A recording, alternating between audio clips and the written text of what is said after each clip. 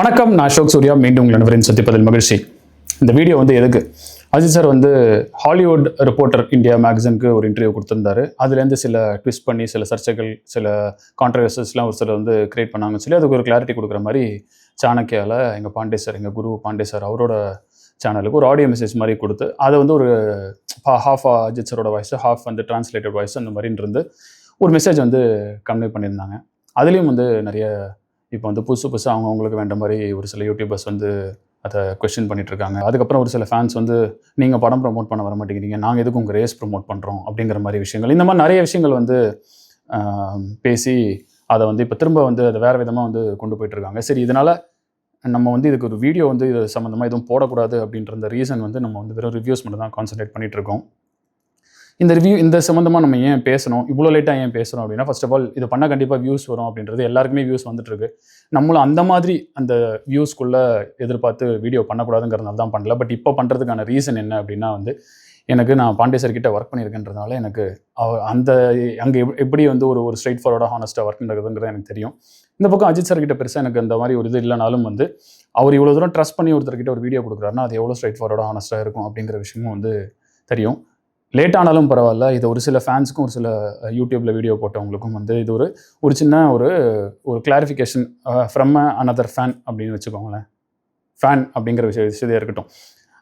அதனால தான் இந்த வீடியோ ஏன் தமிழ் சேனலுக்கு இன்டர்வியூ கொடுக்குறதுல இங்கிலீஷில் தான் இன்டர்வியூ கொடுத்துருக்காங்க அப்படின்றது சரி, ஓகே அப்படின்னு சொல்லி தமிழ் சேனல் பாண்டே சாருக்கு எங்கள் குருவுக்கு ஒரு சாணக்கியாவில் ஒரு சேனல் இன்டர்வியூ கொடுத்தா அதுலேயும் அவர் தமிழில் பேசலை அப்படின்ற ஒரு விஷயமா இருக்கட்டும். அதுக்கப்புறம் ஏன் இவரு கொடுக்கணும், நிறைய தமிழ் சேனல் இருக்குது அப்படின்றது விஷயம். அது ஏற்கனவே சில விஷயங்களில் துபாயில் ரேஸில் சொல்லியிருக்காரு, I don't need to be told what to do and what not to do அப்படின்ற விஷயம். அது சிலதெல்லாம் இண்டிவிஜுவல் ப்ரிஃபரன்ஸ்ன்னு இருக்குது. எல்லாத்தையுமே நம்ம இதையும் கேள்வி கேட்டுகிட்டே போனால் அது நல்லா இருக்காது. இல்லை, சில கொஸ்டின்ஸ்க்கு நம்ம கண்டிப்பாக as a fan to a fan ஒரு பதில் சொல்லணும் அப்படின்றது தான் இந்த வீடியோ.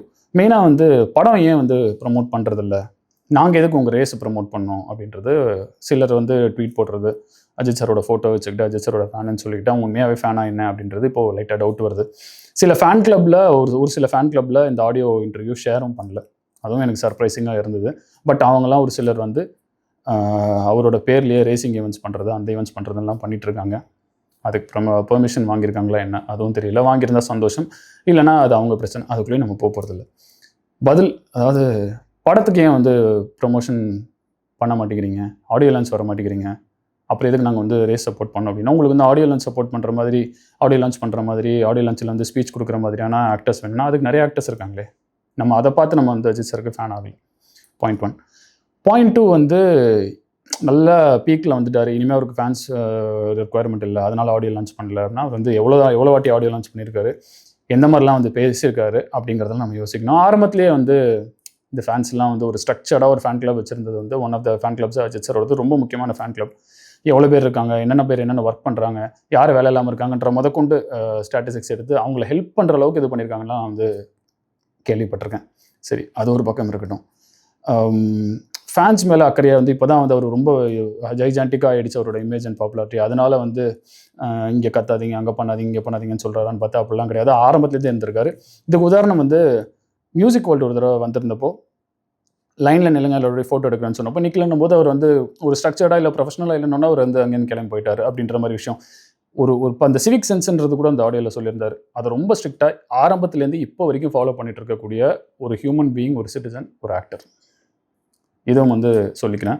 அண்ட் இந்த மாதிரி படத்துக்கெல்லாம் ப்ரமோட் பண்ணுறதுலையே இது பண்ணுறதுல, ஏன்னா படத்தில் சென்னையில் முதல்ல ஷூட்டிங்கே பண்ண முடியல. அதை நான் என்னோட சொந்தக்காரங்க, என் கசின்ஸ் லைவாக பார்த்துருக்காங்க. ஆரம்பம் ஷூட்டிங் சென்னையில் இந்த அம்பத்தூரில் இந்த மில்லில் ஏதோ நடக்கும்போது எவ்வளோ பேர் கூட்டினாங்க. அப்புறம் ஷூட்டை வேறு வழியே இல்லாமல் விட்டுட்டு போகும்போது எவ்வளோ பேர் பைக்கில் சேஸ் பண்ணி இடித்து எவ்வளோ ஆபத்து நடந்திருக்கு அப்படிங்கிறது எல்லாருக்குமே தெரியும். அதனால தான் சென்னையிலையும் ஷூட் பண்ணாமல் இந்த மாதிரி ஈவெண்ட்லாம் வச்சா ஒர்க் அவுட் ஆகாதுன்னு சொல்லி அப்போவே ஃபேன்ஸோட சேஃப்டியை பார்த்து பண்ணி தான் இதெல்லாம் பண்ணாமல் ஆடியோ லான்ச் வேண்டாம், இதெல்லாம் பண்ண வேணாம், நம்ம சென்னையில் ஷூட் வேணாம், ஹைதராபாத் போயிடலாம், இல்லை அவுட் சைடில் போயிடலாம் அப்படின்றதுக்கான ரீசன். இல்லைன்னா இந்த கரூரில் நடந்ததோ, இந்த தியேட்டரில் நடந்த ஒரு விஷயமோ, இல்லை ஸ்டேடியமில் நடந்த விஷயமோலாம் எப்பயோ நடந்திருக்கும். பயங்கரமான க்ரௌட் புல்லர் அஜித் சார் அப்படிங்கிறதுக்கு ஒரு சின்ன எக்ஸாம்பிள். துபாயில் அவுட் சைடில் ஒரு கண்ட்ரியில் போய் ஒரு 50,000 பேர் சேர்ந்ததாக சொல்கிறாங்க. ஸோ இதுக்கு மேலெல்லாம் வந்து ஒரு மனுஷர் வந்து ஒரு சுயநலமாக இருக்கார் அப்படின்றதெல்லாம் வந்து எடுத்துக்கவே முடியாது. அது வந்து ரொம்ப தப்பான விஷயம். ஏன்னா வந்து ஃபேன்ஸோட அவங்களோட வெல்பீயிங்கை வந்து ரொம்ப ரொம்ப ரொம்ப வந்து அதை வந்து கவனிக்கிறவர். அது வந்து நல்லாவே நிறைய விஷயங்கள் வந்து இருக்குது. இன்னும் நிறைய பேசிட்டே போகலாம் அதை பற்றி. முக்கியமாக இன்னொரு விஷயம் வந்து ரேஸை ப்ரமோட் பண்ணுங்கன்னு தான் சொன்னார். டோன்ட் ஃபாலோ மீ, ரேஸை ப்ரமோட் பண்ணுங்க அப்படின்னு தான் சொன்னார். நிறைய பேர் என்ன மாதிரி நிறைய ரேசஸ் இருக்காங்க, அவங்களையும் ஃபாலோ பண்ணி அவங்களையும் சப்போர்ட் பண்ணுங்கன்னு தான் சொல்லியிருக்காரே தவிர, நம்மளை வந்து ஒரு ஃபேன் கிளப்பே இல்லாமல் வந்து கட் அவுட்டு பல விஷயங்கள்லாம் வேணான்னு சொன்ன ஒருத்தர் வந்து திரும்ப அதெல்லாம் இதுக்காக பண்ணுங்கன்னு சொல்லுவாரா? கிடையாதுனோ. உங்களுக்கு வந்து படம் பிடிச்சா படம் பாருங்கள், ஃப்ரீ டைம் இருந்துச்சுன்னா அதில் வந்து உங்களுக்கு பிடிச்சா ரேஸை பார்த்து சப்போர்ட் பண்ணுங்கள். அந்த சப்போர்ட் பண்ண ஓகே இவ்வளோ பேர் வியூவர்ஷிப் இருக்குன்னா அதுக்கு வந்து ஸ்பான்சர்ஸ் வருவாங்க. ஆட்டோமேட்டிக்கலாக ஸ்போர்ட்ஸ் வில் பிகம் பிகர். அதுதான் வந்து ஒரு முக்கியமான விஷயம். இந்த ஏஜில் வந்து ஒருத்தர் வந்து ஒரு ஸ்போர்ட்ஸில் வந்து பண்ணணும்னு நினைக்கிறது வந்து to bring proper to the sports, நம்ம நாட்டுக்கு வந்து ஒரு நல்ல பேரும் புகழையும் வாங்கணும் அப்படிங்கிறது ஒரு நோக்கம் தான். அவர்கிட்ட சம்பாதிச்சிட்டார் பணம், பேர், புகழ் எல்லாமே. இதுக்கப்புறம் அவர் என்ன பண்ண போகிறார்? நாட்டுக்காக பண்ணணும் அப்படிங்கிறது தான் ஒரு விஷயம். நம்ம பண்ணால் இந்த மாதிரி நிறைய பேர் ஸ்போர்ட்ஸில் இன்வால்வ் ஆவாங்களே, மற்ற கெட்ட பழக்கங்கள்லாம் இல்லாமல் ஸ்போர்ட்ஸில் இன்வால்வ் ஆனால் லைஃப் இன்னும் கொஞ்சம் பெட்டராக ஸ்ட்ரக்சர்ட் ஆகுமே அப்படிங்கிற ஒரு நல்ல எண்ணம். அங்கேயும் வந்து நல்ல எண்ணம். அன்கண்டிஷ்னல் லவ், அதை வந்து நம்ம முக்கியமாக சொல்ல வேண்டிய ஒரு சிச்சுவேஷன் இது. ஏன்னா நிறைய விஷயங்கள் நம்ம வந்து இப்போ நம்ம எதிர்பார்க்குற மாதிரி ஆடியோ லென்ஸ் வரணும், ஸ்பீச் கொடுக்கணும், வந்து இந்த மாதிரி ப்ரமோட் பண்ணணும், இன்டர்வியூஸ் கொடுக்கணும் படத்துக்கு அப்படின்லாம் நம்ம வந்து நினைக்கிறோம்.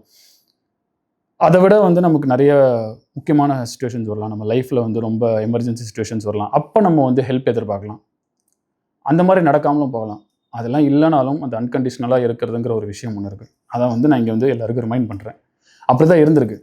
அவர் வந்து ஃபேன்ஸ் மேலே கன்சர்ன் இருந்ததுனால தான் வந்து இல்லை இவங்க இப்படியே விட்டு அவங்க வந்து ஃபேன் கிளப்லேயே வேஸ்ட்டாக போய்ட்டோன்னு வெளில வந்து பண்ணவர் தான். அதனால் அவர் வந்து படத்துக்கு தேவையாக இருந்தாங்க, இப்போ தேவையில்லையா அப்படின்ற மாதிரிலாம் இல்லவே இல்லை. என்றைக்குமே அன்கண்டிஷ்னலாக ஃபேன்ஸை வந்து செலிப்ரேட் பண்ணக்கூடியவர், அவங்களோட க்ரோத்தையும் சக்ஸஸையும் செலிப்ரேட் பண்ணக்கூடியவர் தான் வந்து அஜித் சார்.